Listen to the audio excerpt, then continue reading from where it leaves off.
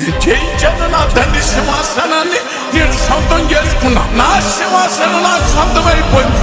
ఇప్పుడు జయించువాడు ఎవడో వాడిని నా సింహాసనం అన్నాడు.